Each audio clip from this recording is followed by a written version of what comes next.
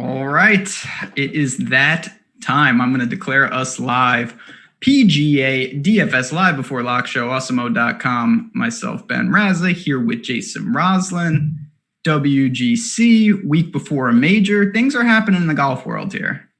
Yeah, it's honestly, from what I can remember about covering PGA DFS, this might be like the busiest 6 weeks we have coming up with two majors, FedEx Cup Championship, all the playoffs. We're going to have great fields every single week. So, I mean, it's a good thing, I guess, to start with a no-cut event, and we get to see our golfers for 4 rounds. We hope so, at least, right, Ben? I mean, well, if you don't get 6 of 6 through this week, you got serious problems. Yeah. I'm not going to lie there, but I have been thinking about it all week that I really like the fact that we are going to see our golfers for 4 rounds. And we're also going to see and thank SuperDraft, the sponsor of our show, still here tonight. They've got a $2,500 to first place for the long drive this week. If you haven't checked them out, it is a great time to do so. SuperDraft, it offers contests in PGA, NASCAR, and MMA. Of course, if you haven't checked out their exclusive game mode multiplier, this is the way to do so. There is no salary restrictions. You can make your very own dream team. So countless lineup possibilities let you enjoy the best of DFS all year round. Sign up for SuperDraft using promo code Awesemo10. You're going to get $10 free on your first deposit of 10 or more and 20 total free on 100 or more. Download on the App Store or play at superdraft.io. No limits and more winning. So this week, our bulleted fashion, the waves, weather, and withdraw, we actually don't really have much to talk about there, do we, Ben? I mean, everyone goes out in 2 hours. There's, maybe a little bit weather, but it's not really going to help any of the players. Yeah, so of the 3, we don't have any withdraws. Waves, yep. There are no waves. Weather, it's going to be nasty, it looks like, but you can't really tee time stack. It's more, can you build teams maybe more apt to play in windy, rainy conditions? Is it going to be dry? I don't really know the answer to that. I do think you can stack some teams preparing for different scenarios, but that's one of the benefits of only having 78 guys in the field. You're not going to get different conditions on a large scale by any stretch. That's for absolute sure. And that's the weird thing about these WGCs is that I think it was last year, they started going out in threesomes in the first 2 rounds off of a 2T start. I don't know why they switched to it. It seems like maybe just to remove any type of edge that there is supposedly to be had. So it's definitely a different thing. We can move on. I mean, this is probably the quickest we've gone through the waves, weathers, and withdraw just because there isn't much. We'll talk about TPC Southland, though, for a couple of minutes. It's a par 70, 7,300 yards. Only 2 par 5s, but if you've played it on the golf tour, which is, or the golf club, on PlayStation, you know that both the par 5s are gettable, surrounded by water. 14 eagles here last year. You think par 5 scoring makes a difference, or do you think that because they're so gettable, we don't really have to worry about it that much? Yeah, I mean, this isn't where like Bryson can get to them and Rory can get to them, but other guys can't. You're going to be able to take advantage of them kind of regardless of who you are if you keep it out of the nasty stuff. I think that's kind of the overall theme for the course. I saw JT's presser and he said this, and I totally agree. Like, it's actually not a difficult course if you keep it in the fairway. You're going to have wedges. You're going to be able to attack. If you don't, you're going to have flyers. You're going to have points where you have to lay up short of the green. It's going to make for nasty, kind of just ugly golf. And there is water littered around this course. You can get in and out of trouble, but it could be uncomfortable. Yeah, 11 water hazards, so certainly a decent amount of penalizing there going on. JT was out saying in his interview this afternoon that he says if you find the fairway, the course is easy. And why he says that is because the greens, first of all, they're only about 4,500 square feet, so they're relatively small, but they're also very easy once you get on them. The green complexes, it's not like we're going to see at Muirfield Village, which obviously rivals that of Augusta and all the mounds and mounding and complexes. There's going to be none of that this week. It's relatively easy, which maybe opens up the door for a few different golfers that maybe we want to go heavier on because of that. Couple of guys, though, as we move into talking about our golfers for the week. Jon Rahm is number 1 in the world, and he also goes from 93 or 9,200 all the way to the highest priced golfer. lot of respect there.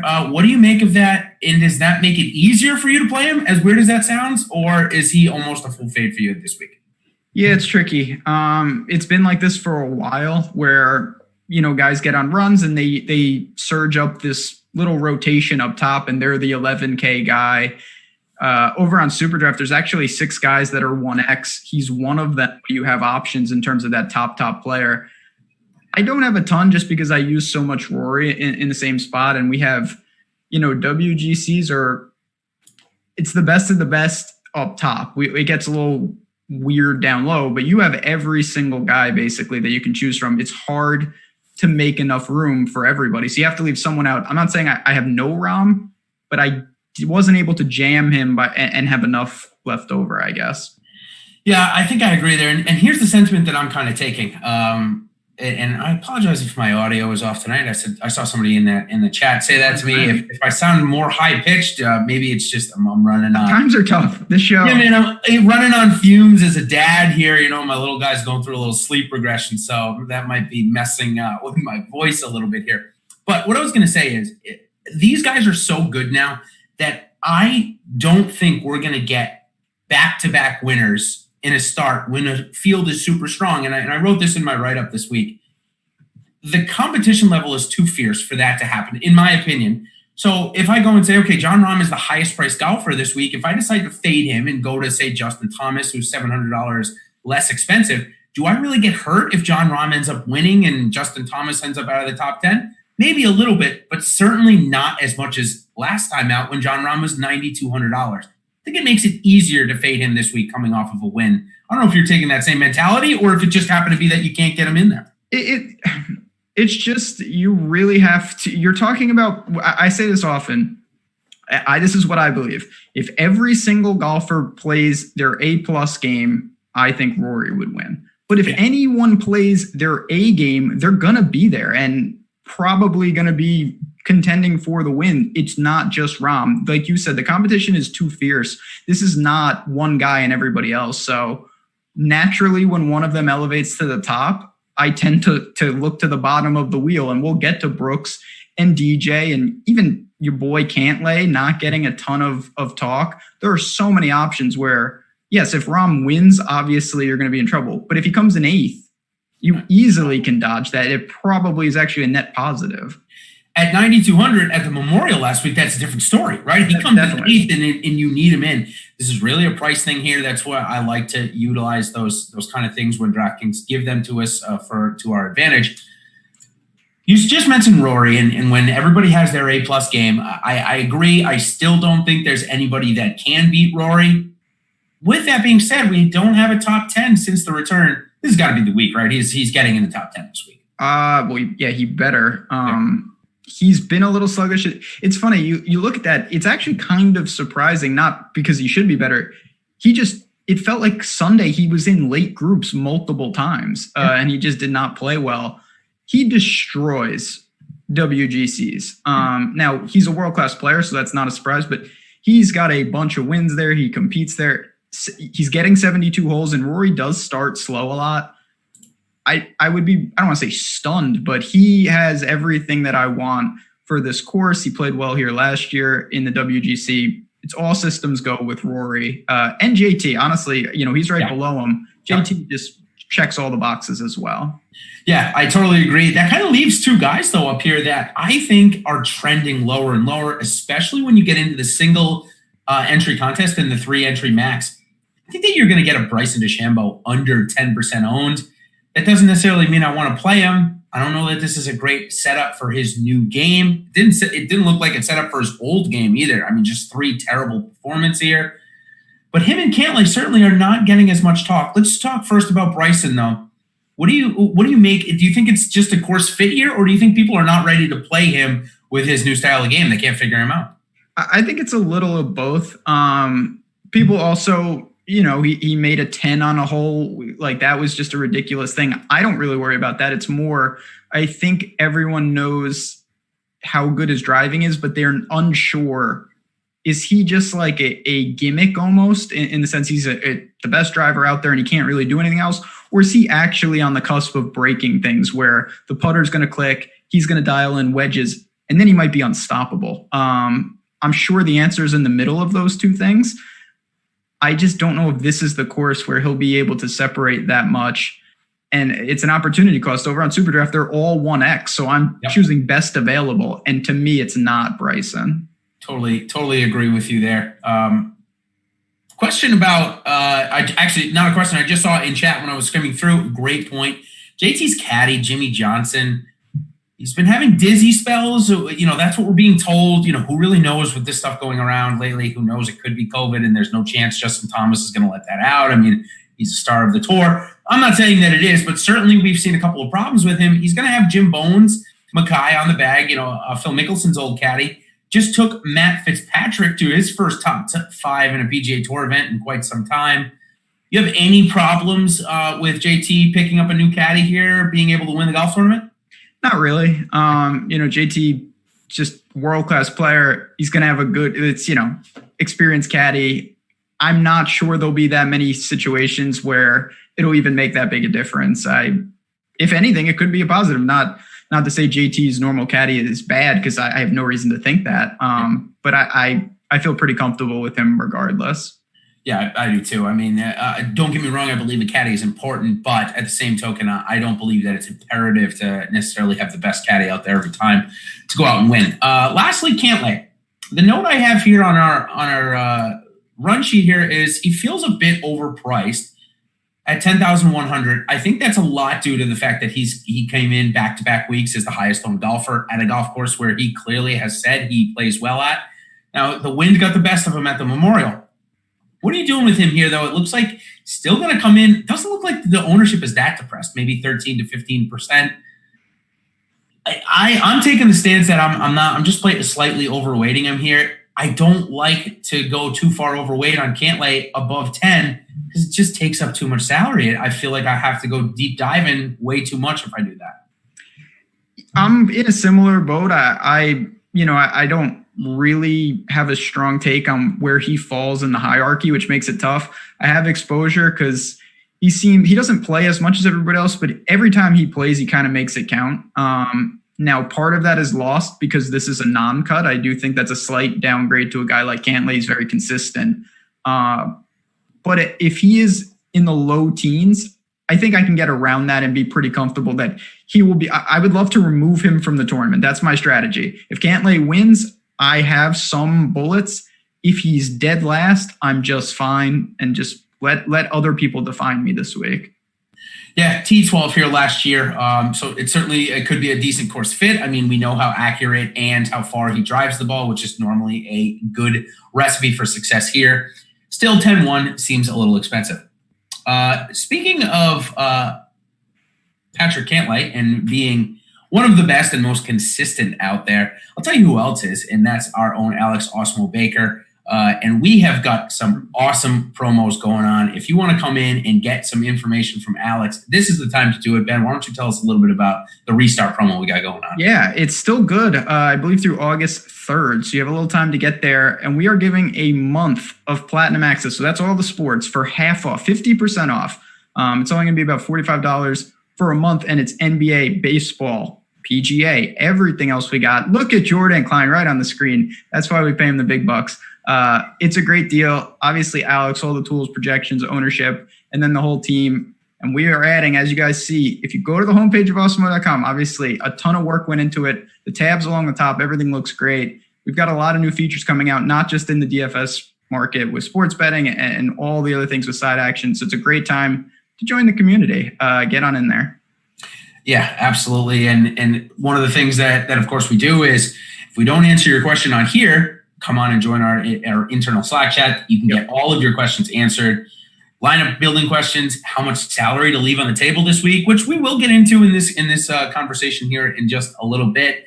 How to make unique lineups, especially in this type of format. So before we do, though, let's talk about the stacked price section that we always get in the WGCs, the 9 to 8K section. We get, of course, the rest of the top 10 in the world, plus a bunch of more great players. And we got some chalk, obviously, and I'm going to give you 4 names that are all projected to be in the top 10 ownership this week. I want you to pick one that you're going to play. Just one. If you had to pick one, which one would it be? And maybe it is the exact one. Got Webb Simpson. I'm going to guess it's probably not him. Xander Schauffele, Ty Hatton, and Tony Finau. So you get to pick one of those guys. They're all going to be chalky, around 15 to 20%. Who's it going to be? It would be definitely between Xander and Finau. For me, it would be Finau just because I think for the public, it would be Xander. I have no problem playing Xander. I think he's a fine play, but Finau's cheaper. He's obviously playing well.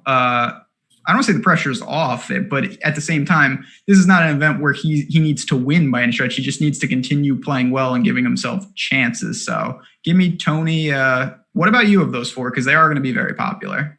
Yeah, scouring the Twitter machine as much as I could this week, it seemed like Xander Schauffele was the most popular bet out there. You know, our own Jeff Ulrich actually put out a really funny tweet that was like, yeah, it looks like all the books are going to be broke if Xander Schauffele wins this week.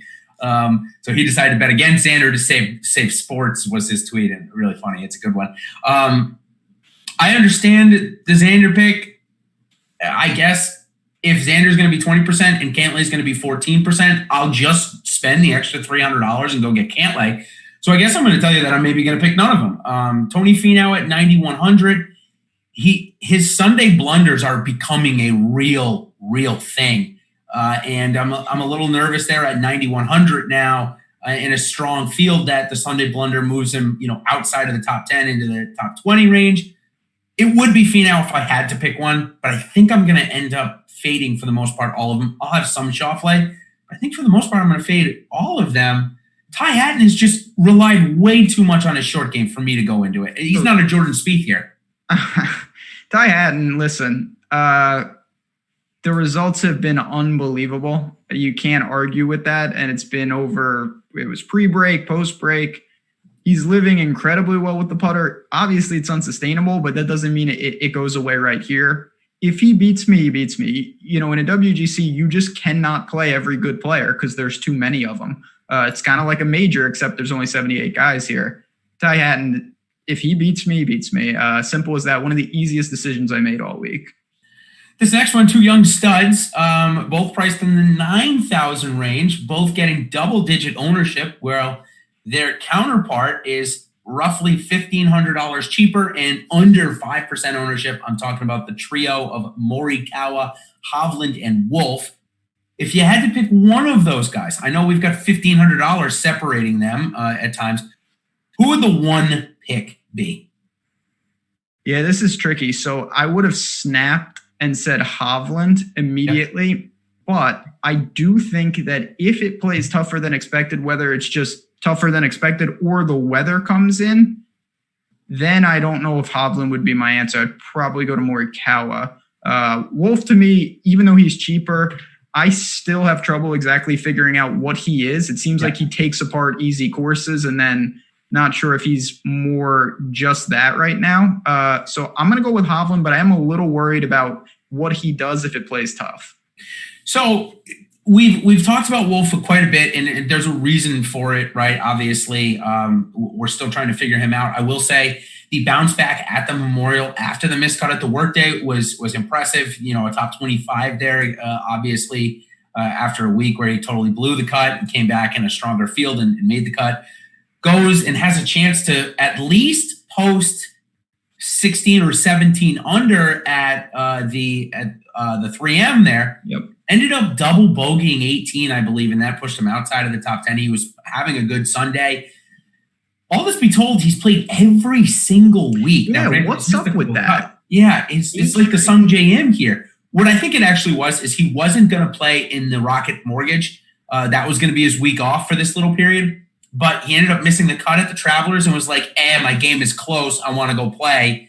So I think that was a little bit he was supposed to have the week off, didn't have the week off at the Rockets, so that's why he's played all 7 weeks. Doesn't concern me. The kid's 21 years old and obviously has more energy than an Energizer Bunny from watching him last week. I mean, he just talks even more than I do, and that's really, really tough to do. But back to Hovland, Morikawa. I'm playing both. I just want to make that clear. I think that Hovland, we've seen ball strikers reign supreme here. Even going back to Daniel Berger, looking at his stats, he did nothing with the putter. He came in 48 strokes gained putting one year. He won 22nd the next year. It was all approaches and off the tee. We know that Hovland is the king of ball strikers, or at least the new king. Paul Casey may still reign supreme there. Yeah, he reigns. We'll talk about Paul Casey here in just a little bit. When the rest of your game is so bad, you have to be good at ball striking to be a PGA Tour player in Paul Casey's case. But if I had to pick one between Hovland and Morikawa, it's a real tough one, so I'm playing both. But if I had to pick one, it would be Hovland this week, as much as that pains me to say. All right, let's move to the 8K. We're going to talk about the chalk here before we move on to our Super Draft review of the top end. And got a couple of interesting notes about Super Draft top end. Obviously, this week, the multiplier only goes to 1.35x with half the field. But I think that's going to create a lot of ownership bubbles up top. So we'll talk about that here in just a minute. But before we do, Patrick Reed, Gary Woodland, Hideki Matsuyama look to be the chalk in the 8K range. I think it all makes sense there. Who's your favorite out of the three? I mean, Patrick Reed certainly seems like he's been the most consistent making birdies. Maybe not playing well, but certainly making birdies.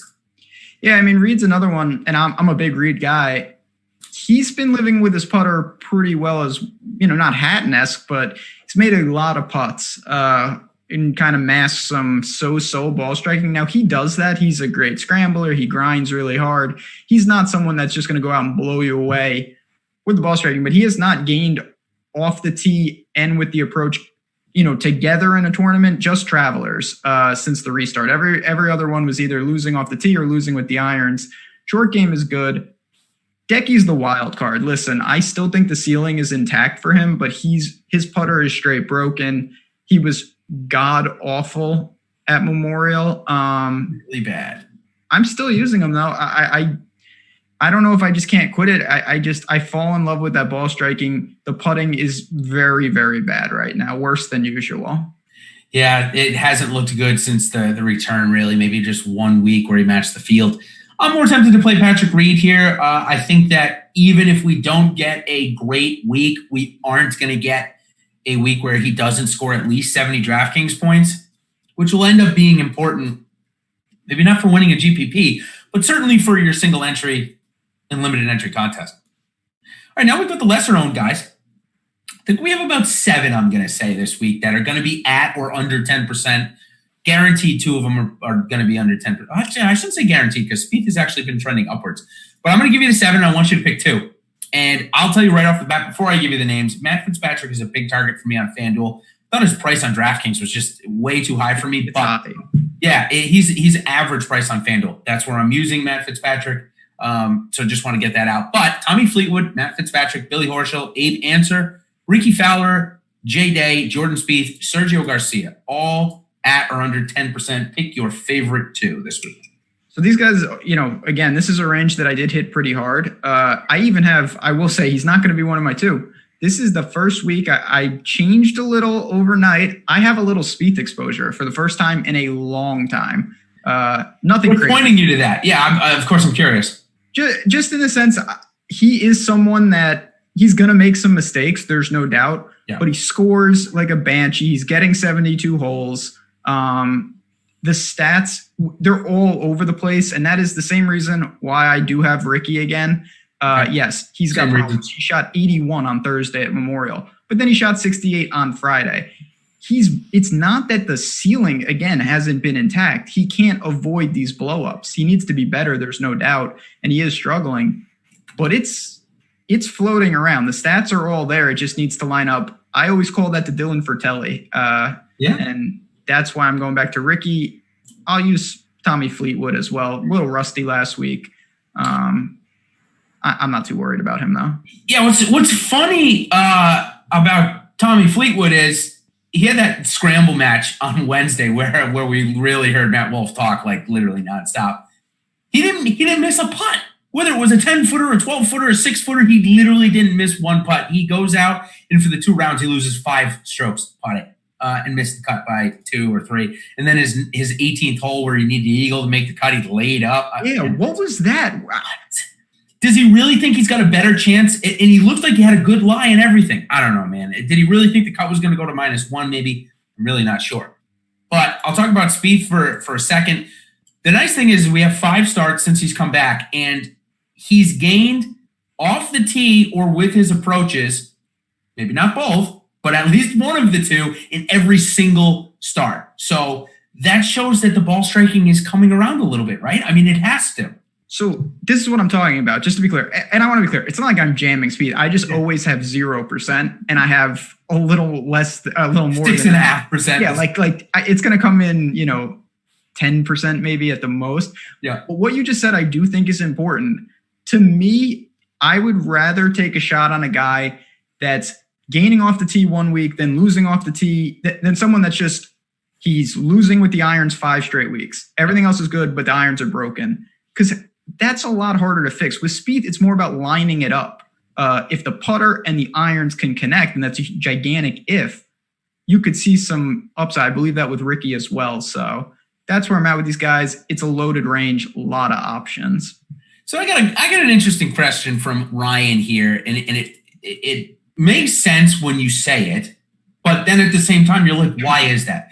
Why are the best ball strikers the worst putters, and why are the best putters the worst ball strikers? Why does that happen?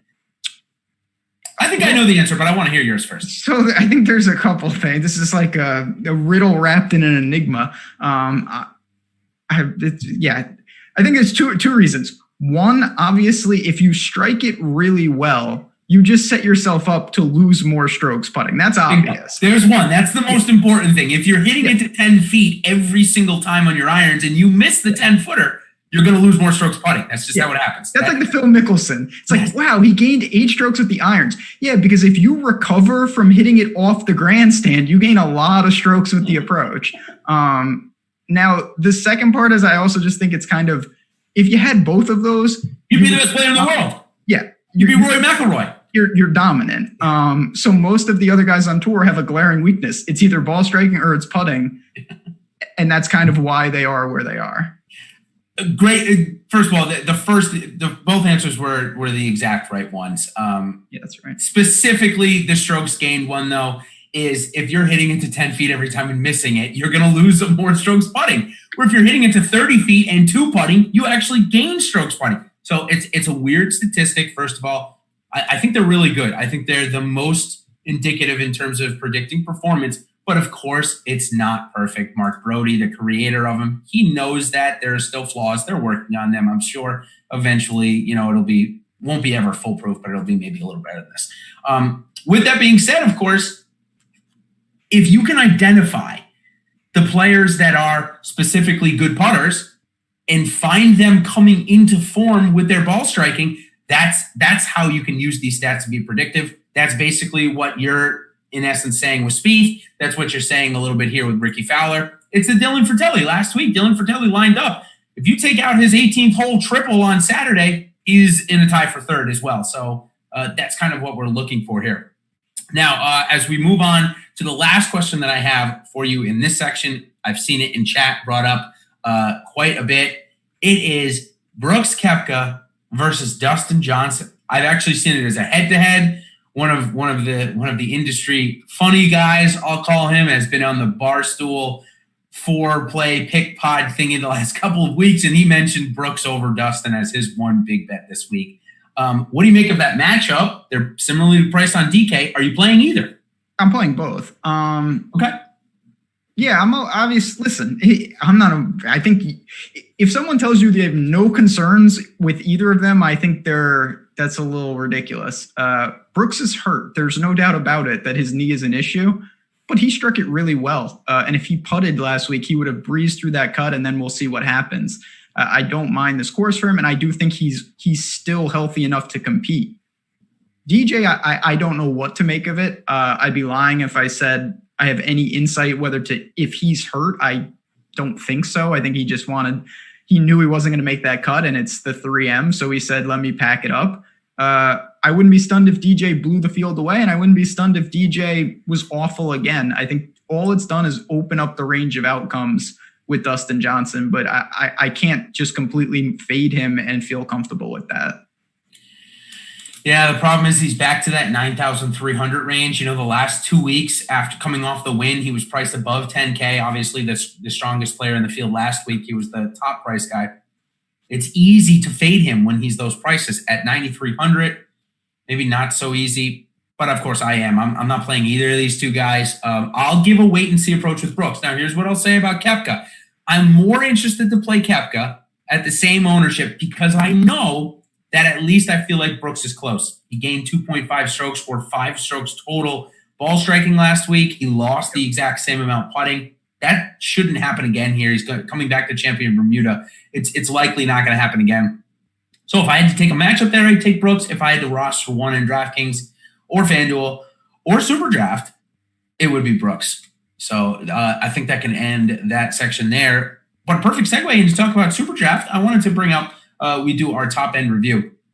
And because it's only a 1.35 multiplier this week, I want to bring up a couple of guys in the 1.1x range that I know are going to be 0% owned. This is more of a game theory play than it is, hey, look, this is the best play on the board. This is a pure game theory play. Eric Van Rooyen and Kevin Na are both 1.1x, sitting up next to guys like Daniel Berger and the alike. They're going to be 0% owned. I think they are a nice way to provide that variance. And if you get a top 10 out of one of those two guys, you're going to be so far above the field. So I wanted to bring that up in our top end review segment. How about you? Any guys similar in that range that I just said? So it's a really interesting situation there. We really have never seen this with SuperDraft because the WGC has sandwiched the multiplier mode. Yep. You're almost in a purely – so think about it like this. Think if on a DFS site, if everyone was the same salary and you could just take whoever you want.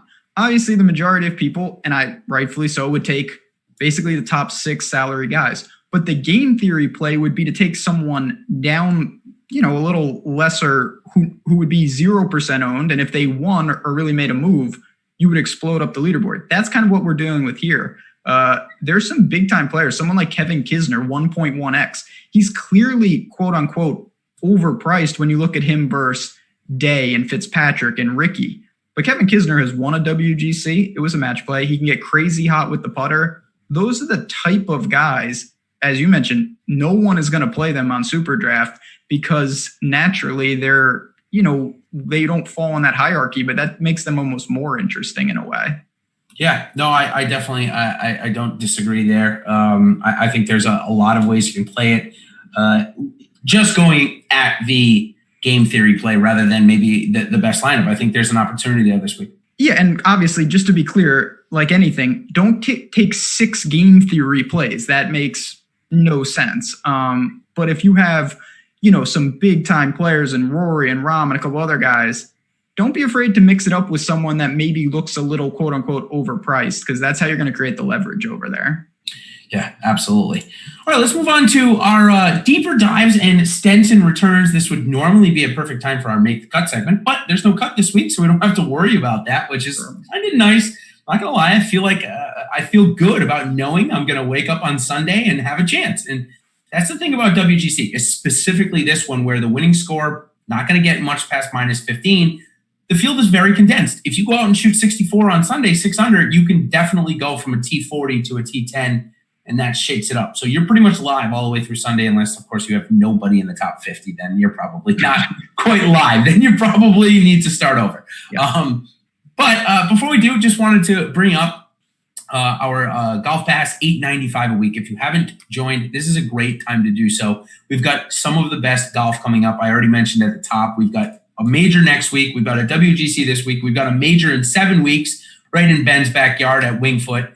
And then we've got the FedEx Cup playoffs. And whether you like the FedEx Cup playoffs or not or care about it, what I can tell you is that the best players are going to be playing almost all of the next 7 weeks, except for the Safeway Open, which are in between the Tour Championship and the U.S. Open. So a great time to join. It's only $8.95. And we also just came out with a special for the year long. You want to come and join us for the next year. We only have like 2 weeks off, dude, in December. Yeah, it's crazy, the schedule. So we've got 7 majors also in the next year. Great time to do so. I believe that came out today. The price on that, I believe $249.99. Ben, if I'm wrong, go ahead and no, it sounds correct me, but I'm pretty sure it is.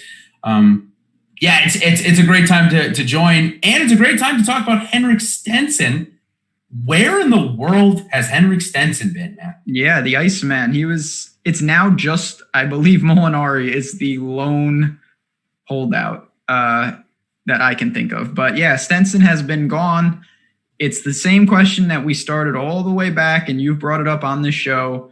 It was Decky and Hatton. They came in together. Then it was Fleetwood last week, and now it's Stenson. How is he? Is he ready to play? I have absolutely no idea. The difference is everybody else now we know has gotten some reps, so he's that far behind everyone else. That's a big ask, especially with a guy who, Henrik Stenson, kind of a pretty cool customer. I don't think he's too worried about how he plays this week, to be honest. He's definitely not caring about how he does it. We had Sergio Vargas to let us know that he's been drinking coffee in Stockholm and doing their what is it? Their no lockdown, no quarantine. He seems to be doing just fine. Now, granted, because he's coming in totally Iceman cold, it's going to be below 5% ownership. Is that an interest? Does that make you say, okay, well, in my MME, I'm going to put him at 10% because it's Henrik Stenson. We know he can be one of the best. So I think that, listen, even in a WGC in the mid-range, we're still talking about guys that if they get going, if Henrik Stenson gets going with his long irons, he's still one of the best in the world. I think that's a pretty tough ask, though. I give me just extra shares of Leishman, certainly of Paul Casey, even though he can't putt. That will turn around. He's striking it well. I would honestly rather take a complete flyer on Sungjae Im, who's not playing well over Stenson this week. You ready for this? I think you're gonna love this Sungjae Im one. Please. I hope it intrigues you like it intrigued me. So last year we saw him a 6 out of 7 tournament streak lose with his irons. 6 out of 7 tournaments. We're 5 straight weeks losing with the irons. I'm gonna give you 2 guesses as to where that 6 out of 7 streak ended, which actually ended with 5 straight, very similar to what we are now. Take a wild guess where that 5 streak ended. Well, I would hope it was here. Was it not here? It was at the Memorial. Okay. Yeah, so his 5 bad streak of losing on his approaches last year ended at the Memorial. His 5 straight weeks of bad approaches are going to end on the Memorial this week. He bounced right back at the RBC Canadian Open after those rounds and came in the top. I think he came in T6 or T5, ended up gaining with his approaches. The nice thing about Sungjae here is his off the tee game actually looks really good, which had been a struggle for him as well. I really like Sungjae as a bounce back at 7,500 with some of his lowest ownership since the restart. I think it's a great time to buy in. Yeah, he grinds. He's not playing well. There's no spinning it. His irons have been very bad. He also hasn't got any help with the putter. He's been so-so around the green. He's gaining consistently off the tee. I do think this is a pretty good setup for him on a macro view. So, you got to take a couple flyers. If you just take everyone that's obviously playing well, you're going to be duped in a field like this. So Sungjae is someone I can get behind as well. And maybe it is a buy low spot. Yeah, I do like him. Going back up the list now, we were just talking about Sungjae, and I saw him and wanted to bring that tidbit up that we've seen this type of bad iron stretch before, and we've seen him bounce out of it. And funny enough, though, it happened on similar courses as well. So maybe it's really a course setup thing for Sungjae.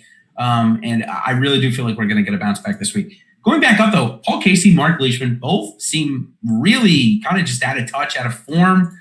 Both are pretty cheap on FanDuel, specifically Paul Casey. I think he came in at 8,800 over there. That's where I'm using him. The ball striking has looked fine. It's been really one hole at the Memorial, and then just his feet of putt made last week at the 3M Open was one of the funniest things I think I have ever seen. He made like 35 feet of putts in the whole 2 days. Not one hole, all 2 days. He tapped in for par on almost everything. Are you going back to either of those 2 guys, Casey and Leishman? Yeah. Oh, yeah, absolutely. More Casey than Leishman. Mm-hmm. It is what it is. I comp this to Valspar. I comp this to Eastlake. Like, Paul Casey was coming. No matter what I did, Paul Casey was showing up. He's killing it ball striking. You can't – there's no possible way to be successful if you can't make last week, it wasn't that he had a cold putter. He didn't make anything. He legitimately could not make putts. He tapped in. He had 9 – I've said this like 5 times. He had 9 feet of putts made Friday on the front 9. That's almost impossible. Like, I don't – unbelievable. Yeah, it's unbelievable. So it is what it is.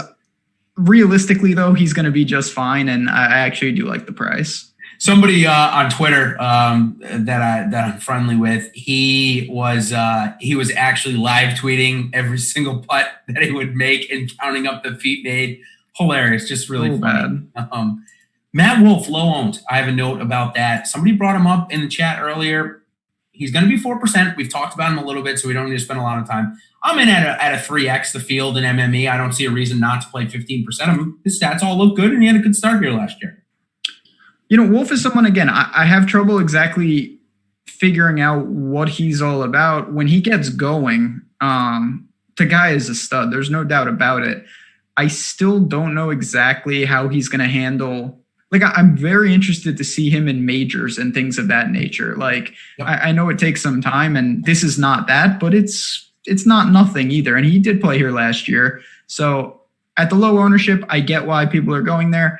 I'm not super sold on it. Again, you just give me Sergio and some of those other guys, but there's no doubt he has a ceiling. Scotty Scheffler had one good start, last week, and now all of a sudden he's back above 10% owned. I'm not seeing it yet with Scheffler. I don't think he's there.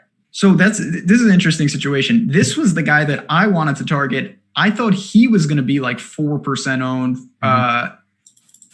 Because again, I know I keep saying this. He's someone I think the ceiling is intact. But if he's very popular or even remotely popular, I'll probably roll those shares to Max Homa, maybe Neiman, hopefully calm conditions. I do think scrambling is bad for him, or even Bubba at 7,100. Yeah, coming in at 7,300, I know it's $500 more to go up and get Wolf, but I would certainly much rather play Wolf there. Neiman, you mentioned, I think is fine. His putting, his approach game has been fantastic since coming back. He had just lost his putter at Muirfield. Just gonzo Rama. Lost, 6 strokes in the 2 rounds. Awful. Still, I think he's in play this week because we know he's going to make all 4 rounds. He's been fire with his ball striking, so he's in a good amount of my lineups this week. Ian Poulter seems like a safe option. If you had to pick the safe option with Poulter or the more risky one with Neiman, where are you leaning this week? I clicked Poulter, but I'm still not sure I'm ready to make that final decision yet. I went to Neiman. To me, there's just too many guys here that I think have a bigger range of outcomes. Poulter, I would be pretty stunned if he completely torpedoed your lineups, but I'd also be pretty shocked if he actually helped out in a big way. If you think you have a core 5 and you're like, I have everything I need here, I want someone who's going to do nothing, I think Poulter makes sense. But for my lineups, guys like Kisner, Neiman, Homa, they could help out if somebody else on my lineup stumbles. And the way I built this week, I actually needed that. So I went to a more aggressive approach in the low 7s. Max Homa and Corey Connors, I'm not going to say they're exactly similar players, but they rely on their ball striking or approaches. They're not great with the putter. Both of them have done okay with their putter. We saw Max Homa tie for 3rd last week, gained everywhere. We saw Corey Connors. I think he slid into the top. It looks like by his total strokes gained, I don't have the exact finish here, but by total strokes gained at the Memorial, 1.44, he was probably in the top 25 there, somewhere in that range. You pairing these 2 guys together, or do you think you need to pick one of 2? It doesn't look like either of them will be too chalky, so I think you can pair them together. You can definitely pair them if you want. They're in similar buckets for me. These are guys that I hope if I play them and where I play them, that the course plays calm and they can just kind of lean on the ball striking. If it's a hurricane or something, I don't want Corey Connors. That's not the answer. But these guys can score. They can get streaks and bonuses, which are going to be few and far between this week. Outscore your placement is definitely a viable path. And guys like Homa, guys like Connors are going to do that. So I had to remind myself that this next guy was in the field. That's how non-existent he has been since the return. Talking about Matt Kucher, man. Where did you know that he was playing? Did you know that he's played 4 times since coming back? Yeah, it's been just Kucher's never an exciting play, but usually you pencil him in for a top 25. Back to a top 10, maybe. If he can't do that, it's hard to get excited. I think if you play him, you're hoping the opposite. You hope he plays very difficult. It's ugly. It's a scramble fest. But he's just not doing much. And he's putting really well, which makes it honestly worse in a way. It does when the rest of his game is doing nothing. In fact, it's been quite a while, man, since we've seen him do. The waste management was the last time we saw him do anything with his irons. been pretty bad since then. And it's about 6 or 7 starts there too. So honestly, I would hope that he middles to like a T40 finish this week and we get him at like 7,200 for Harding Park next week. Then I think you have a little bit of an interest. We've seen him perform very well in majors. He hasn't won any, but we've seen him perform very well. So I think that might be a little target for me. I think I'll fade him this week. I'd rather play the high end with Neiman, knowing that I don't have to worry about the miscut risk if he does blow up with his putter. I'd rather take the risk appetite this week with Neiman. I know somebody just asked me. We'll go back up real quickly. Abe Answer. He's really tailed off since that last round of the Travelers where it looked like he hurt his wrist. I'm not saying he's hurt, but it has not looked nearly as good since then. And we've had, 6 or 7 rounds since then? It's, that's really the question. You can say that so he lost 7.5 strokes at Memorial on the approach. If you think that's an outlier, I think this sets up great for him. But if you think there's something to that, obviously that's a big problem. The rest of the game, he gains off the tee. He's actually been putting pretty well. Yeah. He's a little pricier than I want, so I didn't get to a ton. But I'm kind of indifferent. I do have exposure because I like the course for him. I just am a little worried about where he's at. Yeah, me too. I mean, we saw a definite pop when he first came out, putting himself into contention for the most part the first 3 weeks, being right there. Obviously, the second place finish there at the RBC. I mean, it's been good, but it seems like it may have peaked here for just a little bit on Abe Answer. So as we move down our 7Ks, I've got a few more questions. Adam Hadwin, it looks like you answered one in the chat. It looks like you like to play him in cut events because you feel he's pretty consistent. I agree there. I think that he can pop off, but actually I would also rather play Bubba Watson this week. His ball striking has just been so good, even though he's not putting. We're getting 7 rounds. We're getting 7 rounds. Yeah, I wish we were getting 7 rounds. We get 7 rounds of Bubba. Lock that in. We're getting 4, and he's probably going to he'll probably be one of the 6 or 7 guys in the field to make an eagle, make a birdie streak, because that's what he does. At 7,100, I would say he's got to be in play this week. He's definitely in play. Listen, Bubba hasn't been playing the best golf. There's certainly problems with his short game here and there, but he's a proven winner. He's a proven Bubba track. I'm not saying that TPC Southwind is a Bubba track, but he's got some experience here, and I do think that the course can fit his game. 7,100. Outscore your placement point. Again, that is, I've said this so many times on so many shows, and it never, WGCs, the difference, if you don't crack the top 10, the difference between coming in 58th and like 13th is really not that much. Give me the guy who made a couple streaks and more birdies than the guy who gets you like 3 placement points and beats him by 40 spots.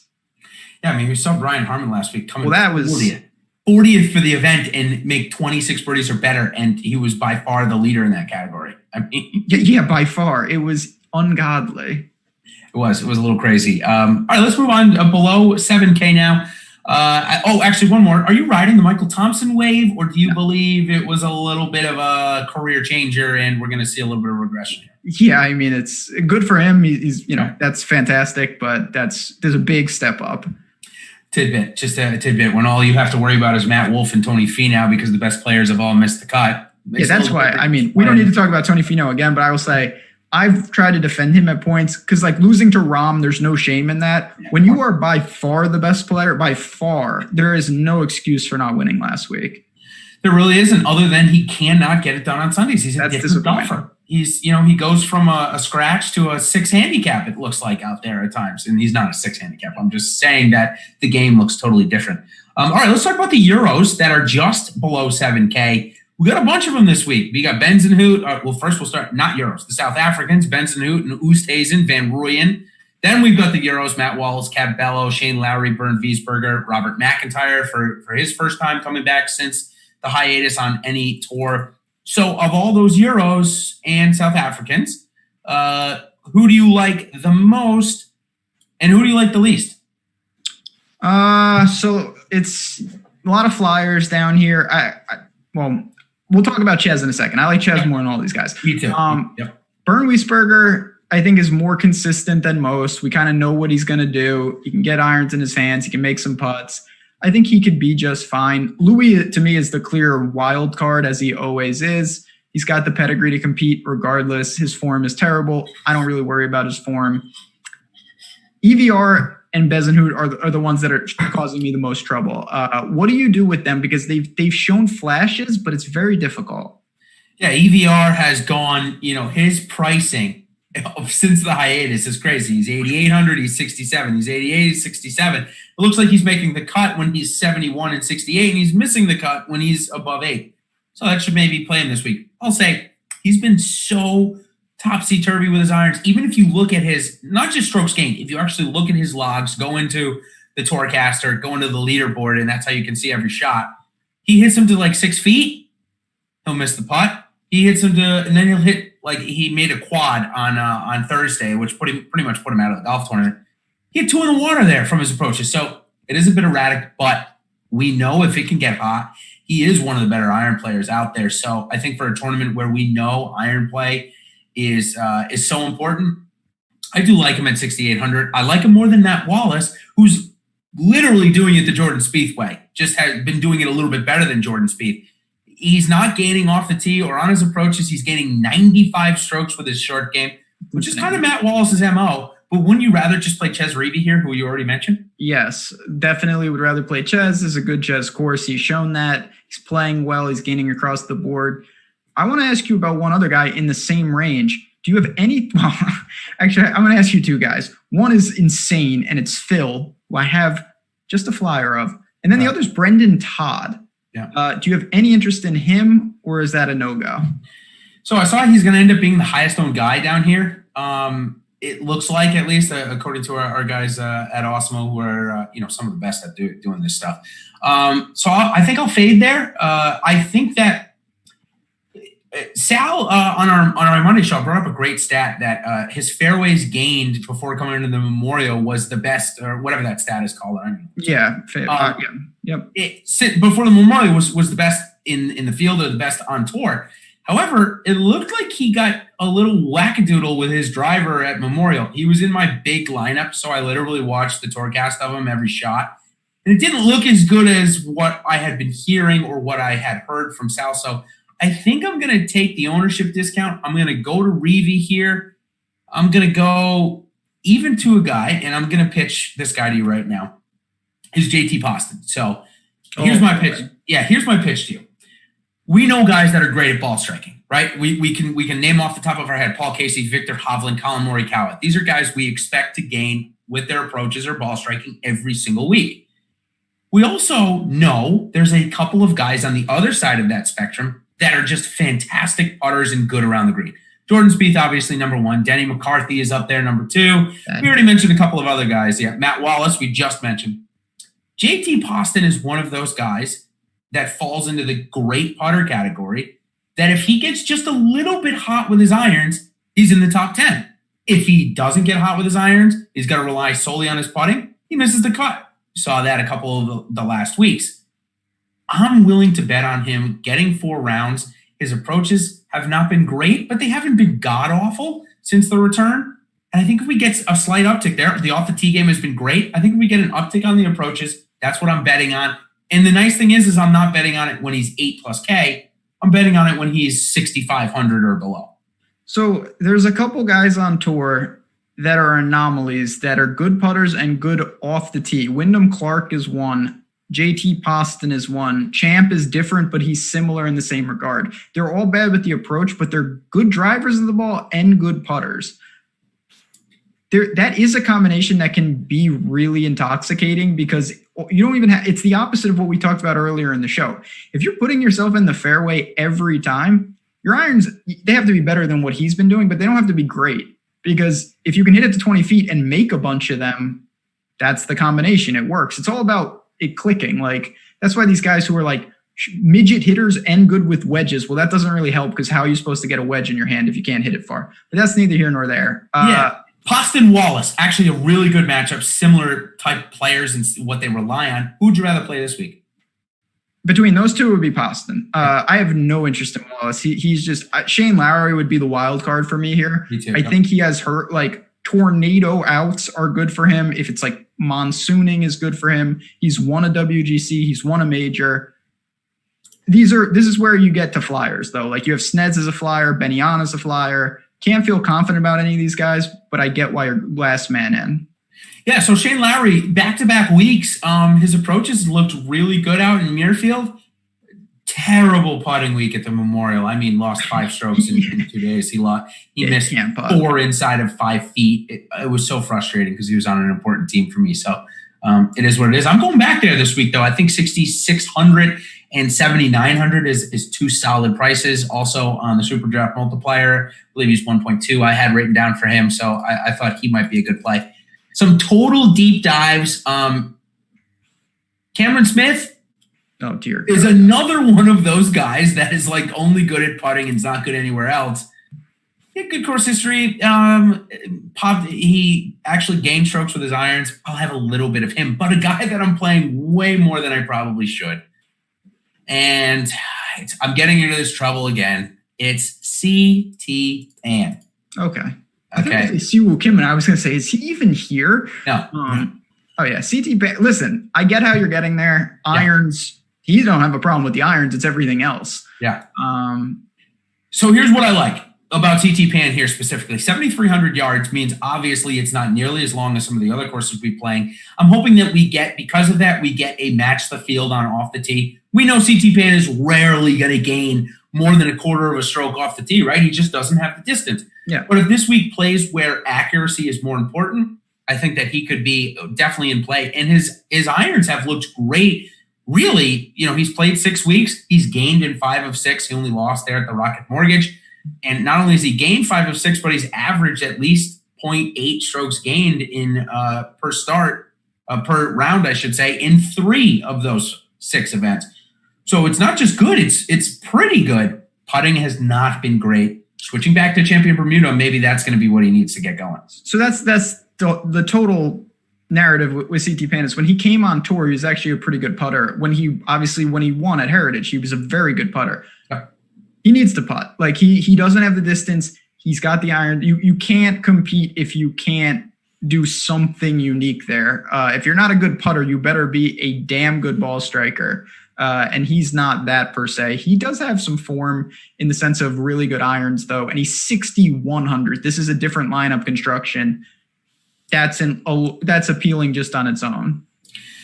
2 more guys before we give our hot takes and maybe a Barracuda bet. Tom Lewis, back-to-back decent starts. He's at 6,200 and 7,300. And Joel Damon had his 2 worst ball striking weeks we've seen in a long time. Do you want to play either of those 2 guys? Yeah, it wasn't his worst. It was just society as a whole's worst ball striking I've ever seen. He lost 10 strokes tee to green 2 straight weeks. Unbelievable. One of our sharp people in Slack asked that question. And listen, if you think it's Muirfield Village because it was at the same place, then I'd go to him. I definitely would play him. I don't know if a course can be that bad a fit where you lose 10 strokes 2 straight weeks. I'm a little concerned that there's an overarching problem there. So not sure I'm going to get Dahmen this week. I would rather get beat by Dahmen, I think, this week. Yeah, if he beats me, he beats me. What? Yeah, I think at 6,200, I would just rather be there. Actually, it's funny. I'm just checking out our Slack chat. Ben and I were talking about this right before we came on. I didn't realize Memphis is relatively far west for us East Coaster guys, which I didn't realize. I've driven through Memphis a couple of times, but I didn't realize how far west it is. It is in the Central Time Zone, so we do have a 12 o'clock Eastern lock for DraftKings and FanDuel and SuperDraft, which probably means we'll have plenty of chances to get in contest, make lineups tomorrow, and all that. That's maybe good, more bad. We're not really sure, of course. Let's go on to our hot takes and our Barracuda bet. They're not one and the same. We're going to separate them out here. You want to go first or you want me to go first? No, I'll go first because I don't know what I said last week, but I can promise you it was not correct. So we're going to go back 2 weeks ago. I'm getting back on track here. Yes. Let me think. What am I going to say? I had a Dylan Fratelli top 10. I was kind of. Yeah, no, you were on it. He played pretty well. I'm going to say that, I'm just going to go very standard, very vanilla, but it's still a hot take. Paul Casey is going to play much better. I'm going to say top 5 here. He's going to get in contention. The putter's going to turn around, and we're going to see. I know it's easy to pile on him. Believe me, I've been doing my fair share of it. But this is a world-class player when the putter just holds up, and I think we see that this week. All right, I got two. Okay. I got two hot takes. Victor Hovland, wins or top fives. That is steamy. Yeah, I think he's been so close, and his short game has looked better since the start. He hired that new coach. And then I got one. I got a fun bet that is also a kind of a hot take as well. Jordan Spieth for a top 4 American. Top 4? Top 4 American. 6-1 payout there. So he's only got to really, beat 6 or 7 guys to do that. And obviously, are there 4 better Americans than Jordan Spieth? Definitely. I'm not saying that there aren't. But at a course like this, where the winning score is going to be minus 13 or 14, if he keeps the ball in play, I think he's got a chance to do that. And 6-1 sounds like a pretty good payout. If you go to look at just the matchups there of who we'd be matched up against, he's basically paying, you got to pay money. So I like those odds, and I like him to do that. That'll probably put him in the top 15 of the tournament, which isn't too much of a hot take because he did it last time out. So I like the Victor Hovland one, though. That one's a little bit more fun. That's a good one. He's the top Euro for him, too, if you want to do that nationality bet, which is kind of fun in these tournaments. He's a plus 200 on the nationality bet. So, again, not bad for a top European guy. Got to play against Rory, though, and John Rahm, so it's not like that's a super easy bet. Top 4 Euro. I'm sorry, it's top 4 is plus 200 on Victor Hovland. So I think that's a pretty good value. All right, let's go to Barracuda. This is the second tournament. Sadly, it should be the DraftKings Open. Let's be clear here. Yes. I really think it should be. It should be based on DraftKings scoring. If you're not a golfer, Stableford is just another way to add up points. It's not to par. It's by points. Why not just use DraftKings? It's literally a perfect synergy. However, we don't have it, so we're only going to spend about 10 seconds on it. Who is your top bet for the Barracuda this week? So I didn't spend too much time on the Cuda. I will say that I have to, and Matthias Schwab is now becoming mainstream. I was playing Matthias Schwab for a long time. Way before it was cool. Way before it's cool. I'm going to have to just pick him because I'm a big fan. He couldn't putt last week. Yeah, I'll go with Matthias Schwab. Yeah, not only could he couldn't putt, he led the field, right, in tee to Yeah, he was great. So. He just literally couldn't buy one. Yeah, it's an interesting one. He's 45-1, if I'm not mistaken, right? And in a field like this, I mean, you got the leader. The leader is Ryan Moore for clarity's sake. So he's the odds-on favorite. My bet, just give me 1 second to pull it up here. Yep, here we go. It was. I went pretty far down because I felt like in this it was wide open. Yeah. Yeah, I basically felt like it was the same odds. Oh, here it is. It was Seamus Power, 125-1. Okay. I mean, we just saw this guy top 10 against a decent field, and here he is, 125. Basically, what his odds were there. It's a 20-1 top 5, 10-1 top 10, and a 5-1 top 20. I mean, I think that's a decent value there for Seamus Power at the Barracuda. One more. Sorry, I got to throw this guy out there. Stay on brand. Justin Sue. He's 300-1 to win. This guy's been playing some really good golf. He's been playing in the Monday qualifiers and has literally missed every Monday qualifier by 1. He gets a start this week. I think that he gets into the top 20. So I'm rooting for him. I hope he plays well because I remember when they had the Big Four press conference and it was him, Hovland and Morikawa and one of the other big names. Sue lacking behind right now. Last thing before we dive on it. Appreciate it from Benny Mac, a little super chat. JT and Phil or read an answer. For me, it would be read and answer. Just a little more balanced. But if you want the upside, it would certainly be JT and Phil. I think that's just a little aggressive, though. JT is in my top 1-2 of guys to win the golf tournament. So I'm instantly going there. The fact that it's Phil on the other side and maybe not somebody like Ches Reavie, who I'm higher on this week, it would be JT Reavie here. That's what is in my lineup. Yeah. So if I had to pick, it would be JT Phil. I just think I would rather have the upside with JT. I think he either wins this week or next week. Very, very reasonable. On that note, 78 players up, 78 players down. We did it. WGC, obviously, there will be some time if anything breaks in the morning. You're going to have some, a couple hours. Don't tinker too much. That's always a bad thing. Trust those instincts. Good luck, everyone. We're going to bounce on out of here. Hit the like button on your way out. We appreciate it. It helps keeps the lights on. And we'll be back next week for the, it's bizarre to say this, but the first major of the year, PGA Championship from Harding Park. I cannot wait for that. same time, same place, and we will see you then.